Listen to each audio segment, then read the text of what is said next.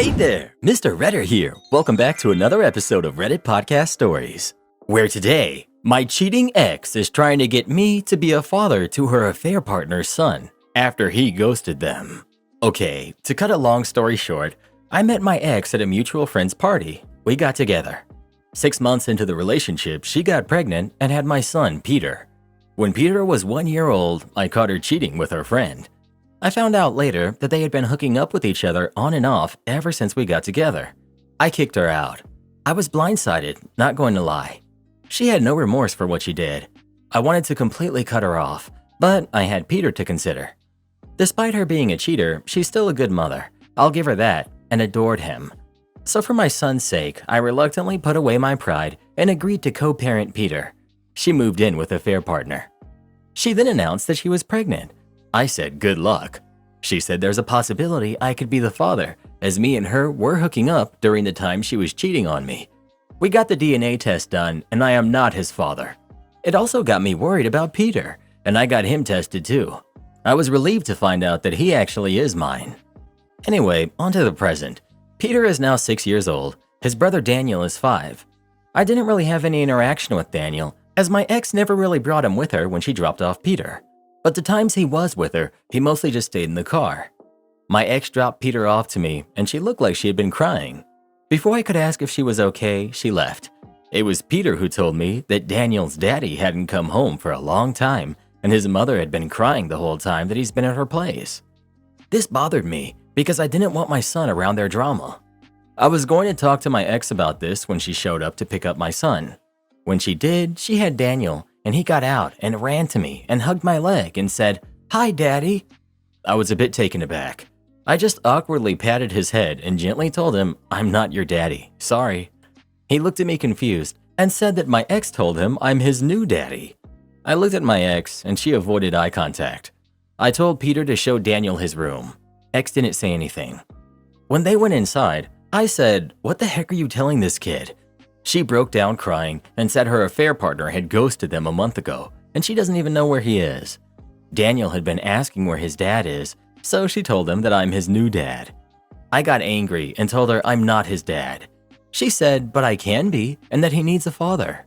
I told her to go find his real father then. She just kept crying and got into her car and left without Daniel. I tried calling her, but she wouldn't answer. Daniel came out asking where she went and he looked frightened. I told him that she'll be back and he started crying. In desperation, I called her parents and they showed up to pick up Daniel. I explained what happened and they apologized. I was angry, so I called my sister to tell her about it, and she said that was it really that much of a problem that I be there for him? He's innocent in all of this and he is Peter's brother. Just think about it. I hung up. Problem is, I have been thinking about it and it's really messing with my head. I know he's innocent, but it's not my job, is it? Don't invite that responsibility into your life. She messed around and now she's finding out. Sure, Daniel is innocent, but so are you. A lot of people are innocent. That doesn't mean they are our responsibility. Raising kids is expensive and takes a lot out of you. Plus, she sounds like a give an inch, take a mile kind of person. Don't give her anything. Doubtful she will stop messing around in the future, and if you take on her responsibilities, it will never end. Come on now, use your thinking brain. If you take on even an ounce of responsibility for him, she can have legal grounds to say you agreed to take care of both of them. Block out the noise and take care of your son. Her son is not your responsibility. Also, for everyone saying the kid is innocent in all of this, so are you. You did nothing to her. You didn't cheat, you didn't mistreat her, you didn't lie. She did. Stop letting people get in your head and focus on your son. And let her know that if she tries that again, there will be consequences. Well, who do you think is the jerk? OP or his ex? Please let us know. These stories just amaze me. I never knew how many trash people there were in the world. Am I the jerk for suggesting that we lock up the Christmas presents after what my niece did last year? Every year, my siblings and I, along with our families, spend Christmas with our parents. We stay at their house for a few days. Everyone opens gifts together. It's hectic, but it's a lot of fun. The kids enjoy having one big sleepover with their cousins. My mom likes having everyone home again. We all pitch in and it's a win-win. Well, last year, my brother married Sally. She has a 7-year-old daughter, Mindy. This was their first Christmas with us. It seemed like they were having a fun time. Christmas Eve, all the kids went to the finished basement to sleep. We told the kids to not open up gifts without us and to wake us up when they did. This was repeated several times.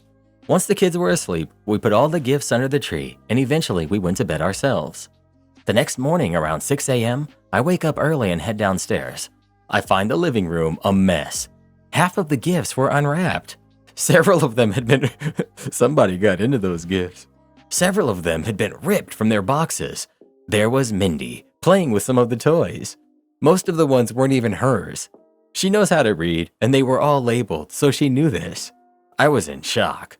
I went and got my brother, Sally, alongside the rest of the adults. Sally was super embarrassed. My mom was very upset. The other kids weren't up yet, so we tried to salvage what we could while Sally talked to Mindy. Not everything could be fixed, and she had broken a couple of the toys completely. The broken ones weren't even her own toys. Luckily, not everything was damaged, and even the boxes that were, the kids didn't notice.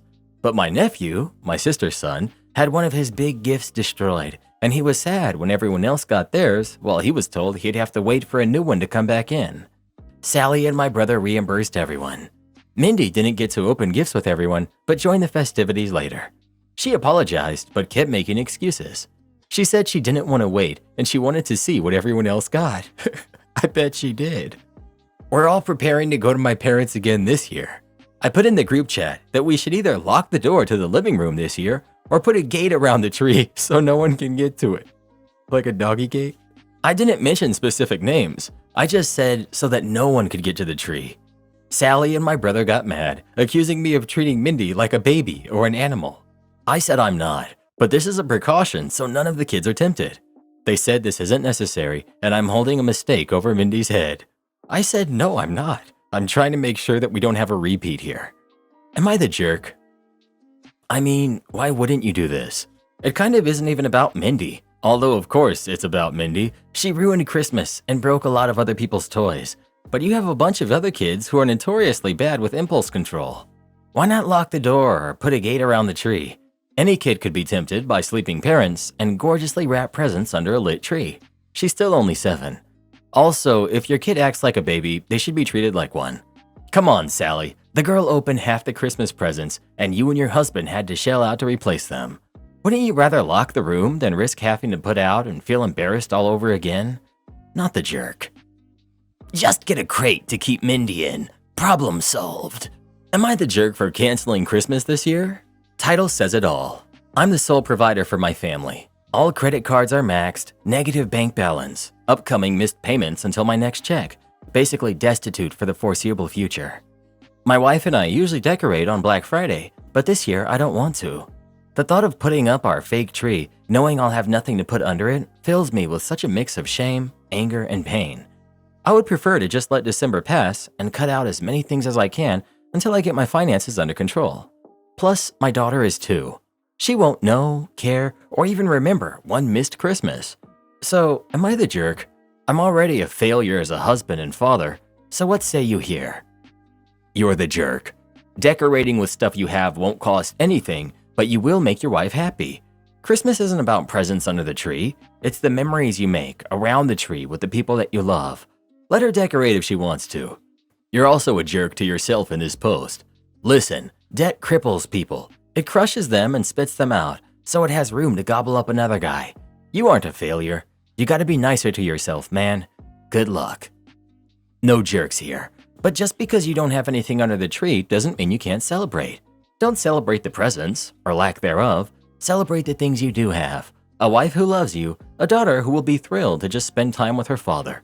No need to spend money to celebrate. There's absolutely no need to feel shame just because you can't afford things. You're the jerk, but I say that gently. Your kid is only 2. You can make the best Christmas with very little. You have a month to look on Facebook Market. Do you have Nextdoor in your area? We've gotten a bunch of free stuff for the kids that neighbors give away. Check garage sales. My oldest thinks he's the king of the world if we give him $5 and take him to the dollar store. It's all junk that ends up in the trash eventually from breaking, but he loves it. Stream a Christmas movie and have cocoa. If you have access to a printer, print a bunch of Christmas coloring pages and have a color party. Walmart has $1 bathtub paint that's basically soap. Don't be so hard on yourself. There will be plenty of Christmases where you can go all out, and those will be remembered. Update. This has spun out of control. I never thought my sad man pity party would get this kind of response. I was expecting to be called a jerk, validate my self-loathing, and claw my way out of debt by working harder. I did not expect the absolute torrent of love and support that I in no way deserve or can accept. And I'm sorry for not making this crystal clear in my original post. Our mortgage and utilities are paid.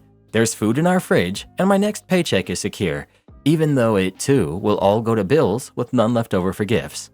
I pretended not to notice that we weren't keeping up our pre-child lifestyle without credit cards, and I got in over my head and now have to dig myself out of a relatively deep hole, meaning I won't have money for gifts and meals out and holiday gatherings and whatnot for a good bit of time to come. But I have a great job and an outstanding family support system who all live close by and know what debt feels like and will understand if we can't chip in this year with anything but our presence.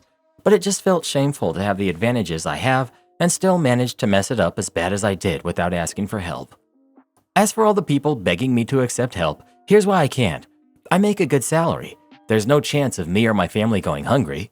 We have food and will have money for food budgeted into my paychecks, which are secure as my job is secure.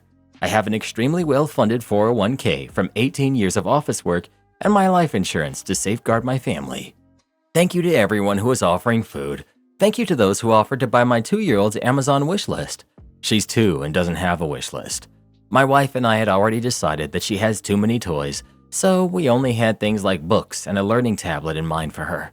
She'll be okay if we can't buy her stuff. She already has stuff. Her close-in-age cousins live on our street, and we exchange toys and clothes all the time, and both of our houses are cluttered with stuff.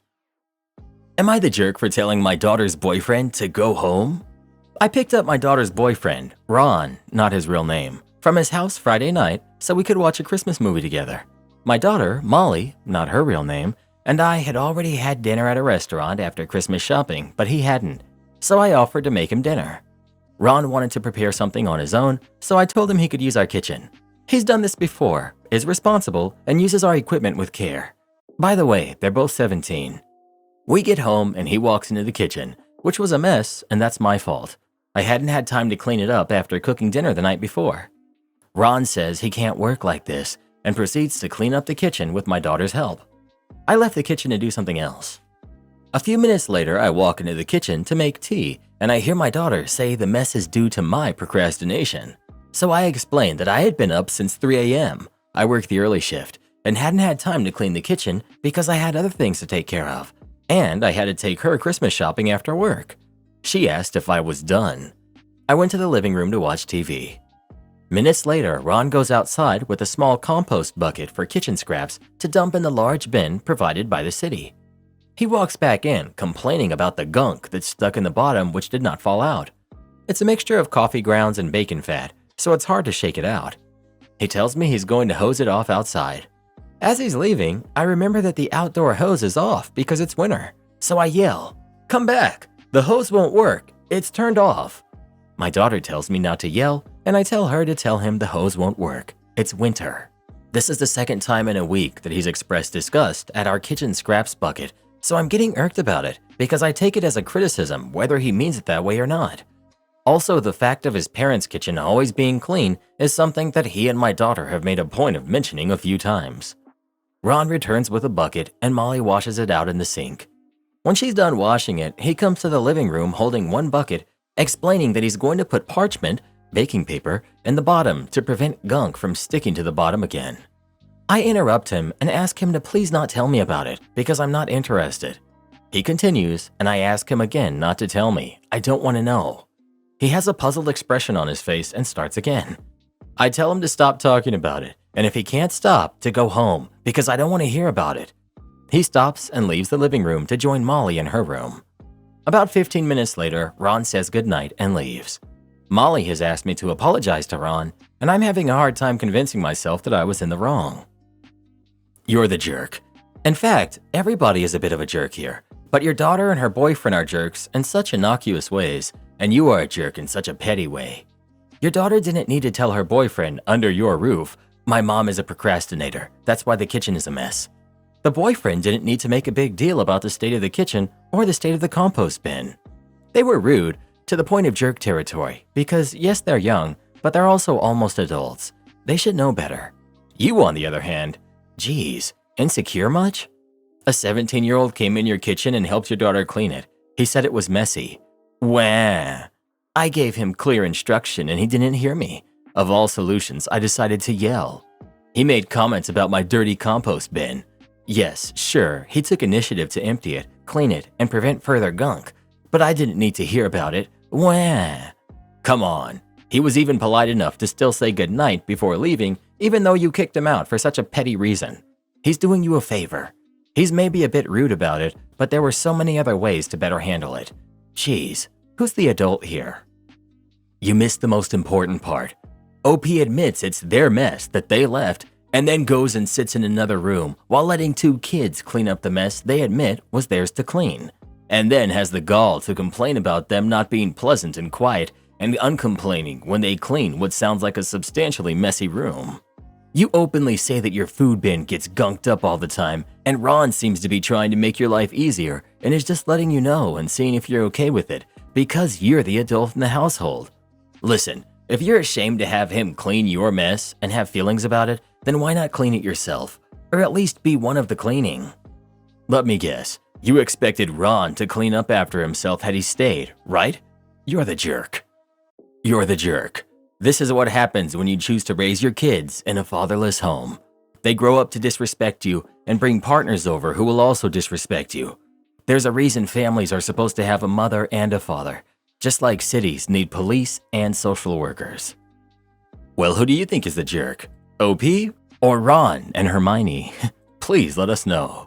Your mom works a full-time job and she goes to work at 3 a.m. Instead of complaining about your mom's procrastination in the dirty kitchen, why not just clean it yourself? We lose a lot of subscribers when you say things like that.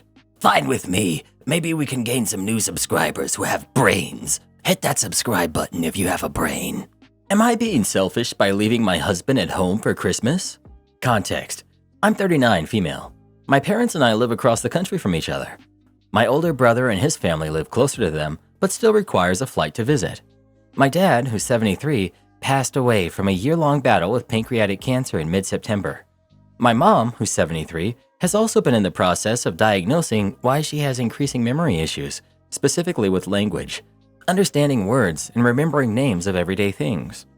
Right after he passed, my mom's cognitive test showed a significant decline, and she's currently in the process of being diagnosed with either Alzheimer's or dementia.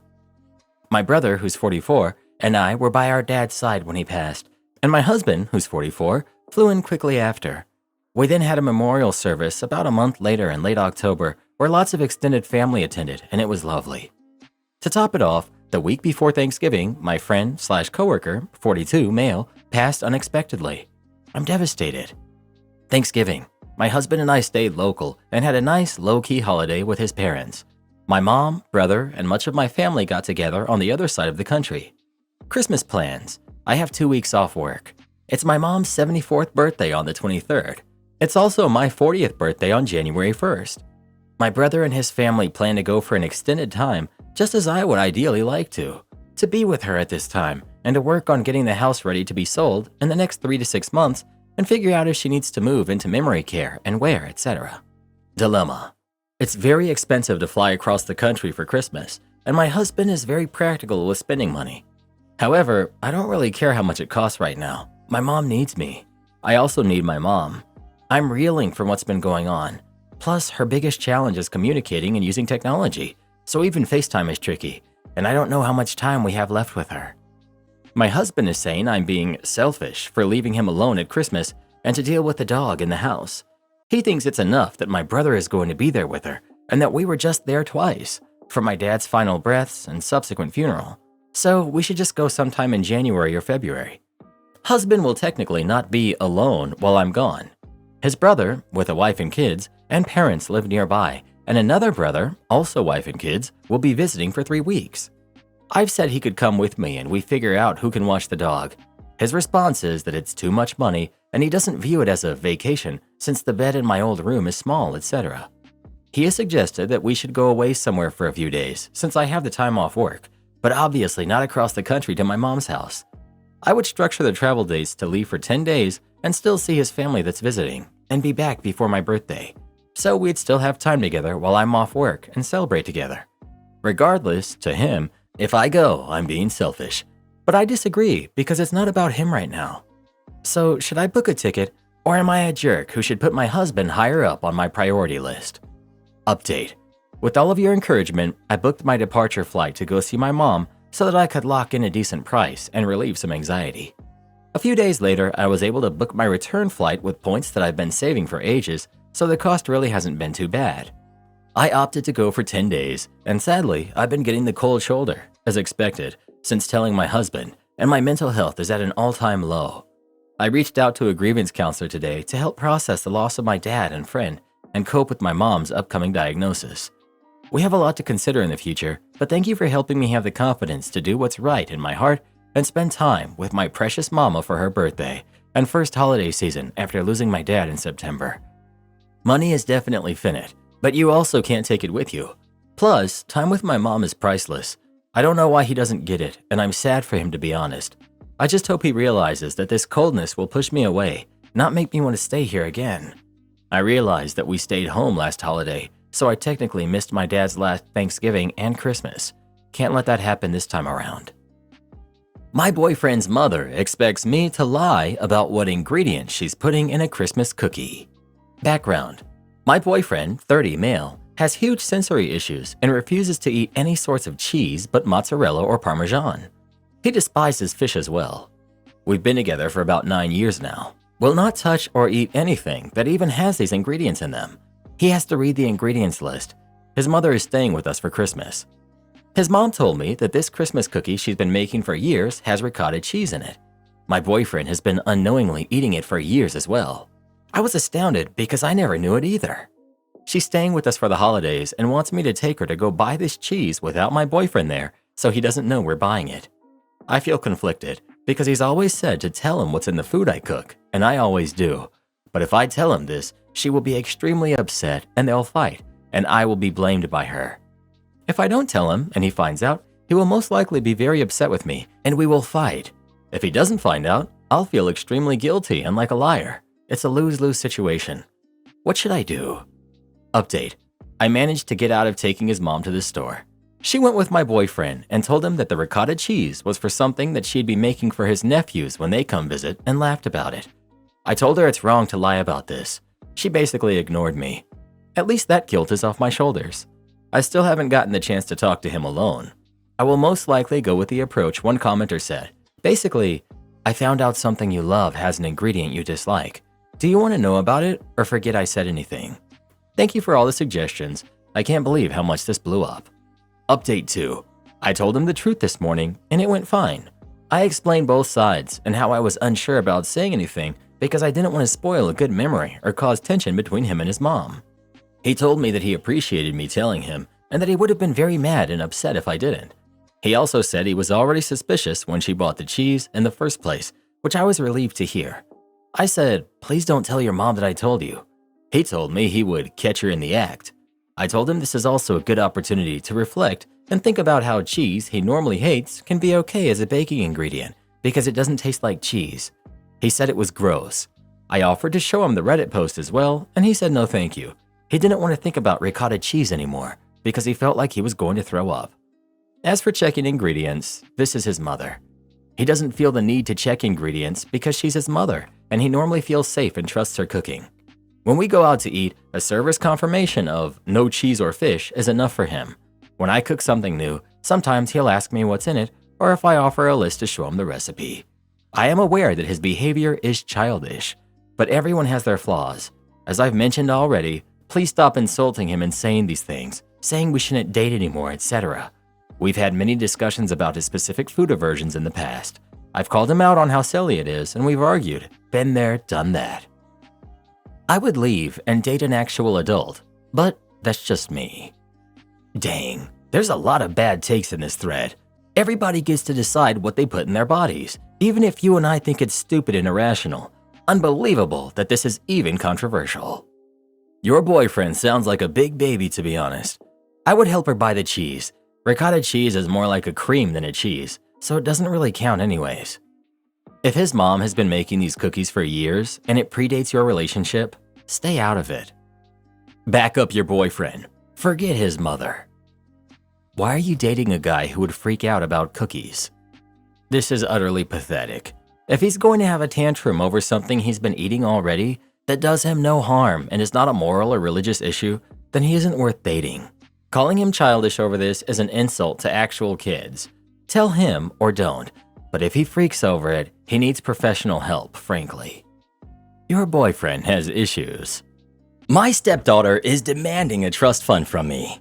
I, 39 female, come from a very wealthy family. I never had to struggle for anything because my mom or dad would always just give it to me. I can say that I grew up spoiled, but I grew out of that phase once I had my twins. Since I was so spoiled and never got in trouble for anything as a teenager, I was always going to parties with my friends, doing things I shouldn't have been doing. Then at 16, I found out I was pregnant, and I gave birth at 17 to my two beautiful twins, a girl and a boy. Thankfully, my parents were supportive and helped me through the process. My parents had set up a trust fund for me when I was a kid, and I wasn't able to access it until I was 18. So when I turned 18, I moved out and got a condo. I only used my trust fund whenever it was for my kids, rent, or essentials around the house. I also took some out and put it in an emergency fund. I got a job at my dad's company, so I was able to live comfortable, but not keep up with the lifestyle that I grew up with. When I was 31, I met my now husband and his daughter, who was 4 years younger than my kids. Me and my husband dated for about 4 years, then we got married 2 months before my twins' birthday. On my twins' 18th birthday, my parents gifted them each a trust fund of their own. It summed up to $200,000 each.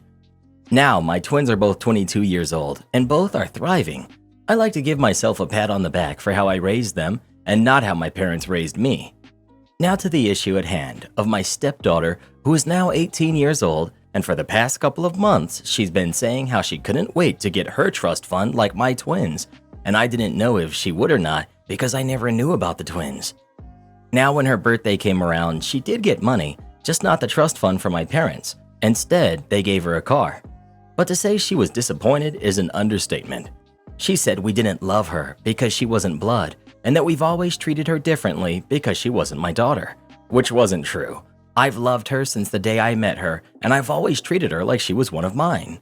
She then asked me why didn't I tell her that she wasn't getting a trust fund since that was all that she was talking about, and I told her that I didn't know if she was getting one or not. Then she told me that I should have made one for her myself. I tried to tell her that it wasn't possible, but she didn't want to listen to me and just said that she hated me. So, am I the jerk? Edit.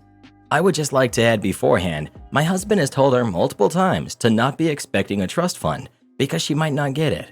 And I also told her that I didn't know if she would get one or not, but she chose to ignore us. Edit 2.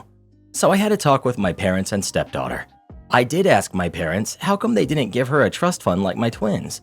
They said that since they don't know stepdaughter that well, that they felt like a trust fund was too personal because they didn't have that grandparent-grandchild relationship, which is understandable. My parents rarely got to see stepdaughter because she just moved in with me and my husband when we got married, and my mom and dad like to travel a lot, so they really only got to see her on holidays and birthdays. That's why they got her a car, because it's not that big of a present, because her last car was wrecked up pretty bad. I also apologized to her for not just telling her that she wasn't getting a trust fund and letting her get her hopes up, but I did explain to her that she shouldn't just expect something just because someone else got it, especially something as personal as a trust fund. She apologized for how she reacted and thanked my parents for the car, but I think she's still disappointed, so I plan to take her out of the country for a birthday trip with my husband and the twins. Also, for anyone wondering, the car she got was a 2023 BMW 5 Series. Not the jerk. Your stepdaughter has been a part of the family for only 4 years. Why would she feel entitled to a trust fund from your parents? How has your husband handled her expectations? That's what I was thinking. If they set up a trust fund for OP when she was a kid, they probably set up a trust for the twins after they were born and had 18 years to contribute and let interest accrue. If anything, maybe let the grandparents know she was talking about it and see if they were going to do the same for stepdaughter. But I'm really not sure how I feel about that. It's the grandparents' money to do with as they please, not the stepmom's. So you married her dad 4 years ago, and somehow she felt that when she turned 18, she'd be entitled to a generous trust fund from your parents? Is that correct? That's kind of crazy to be honest. But what's crazier is that nobody, not you, not your husband, sat her down when she started to bring this up and say that it probably wouldn't happen. Not the jerk. It's a wild expectation for a 17-year-old to have, but one of her parents should have curtailed that expectation before it got out of control. Not the jerk. She got a free car. What's she complaining for? Seriously ungrateful. I would love a new car at this age. With today's economy, she can sell the new car and buy an old car to use and put the rest in an investment or a savings account. Am I the jerk for not changing my tradition for my daughter-in-law and making things uncomfortable? I have a tradition that every June and December, on the first Saturday of the month, I make a traditional dish from my country for my family and friends. Everyone loves it and it's a family recipe. My youngest son has been married to Wendy for 3 years, together one before. I didn't know her that well because they didn't live here. Wendy is a rising chef. In June, Wendy asked if she could help me make the dish and I said yes. It was my biggest regret. She gave advice on all seasoning choices, and even though I said it's a family recipe, she kept giving her opinion. When that date passed, I made it clear that I would not like any more help, first and last time. She took it personally, and our relationship became uncomfortable. Last month, day 16, I received an invitation from my son and Wendy to go to their house because Wendy was going to make this dish. It was the first Sunday in December. To clarify, this dish is not something you can eat 2 days in a row as it's heavy. Some sent me a message asking if mine would still happen. They know it's always the first Saturday and I confirmed. On the 20th, I sent the formal invitation by message. My son called as soon as he received it, asking if it would be on the first Saturday, and I confirmed, and he started saying that people can't eat it 2 days in a row, and if I couldn't leave it for another week because Wendy wanted to do it to get closer to the family. I said no, as it's my tradition, and despite finding their choice of date unpleasant, I won't stop them, but I will continue with the usual dates. He proceeded to say I'm making things uncomfortable, and a week later it wouldn't bother me, and used the coin her invite was before. I was perplexed and said that everyone knows it's the first Saturday of the month, including them, so it wouldn't change all my plans. Things got uncomfortable, of course, but I kept it because it's something that doesn't just involve me. Friends and family already conformed. So there was a party on Saturday with friends and family. He and Wendy didn't come. And on Sunday, I didn't go because I worked that day. Many didn't come, and those who did, few ate the food because they couldn't eat it twice. During the week, my son sent a message asking if it was worth it to have done that and upset her because it spoiled the moment that she wanted to have with our family. He stressed that I could have been the better person, but I preferred not to be. I don't think this attack is very fair, but I wanted an outside opinion. It was the best date for all of my family and friends in December as they get together before the festivities, for me too. Tradition that has been going on for 10 years. Not the jerk. It sounds like she took it personally when you didn't follow her professional opinion and wanted to upstage you on your own tradition. Not the jerk.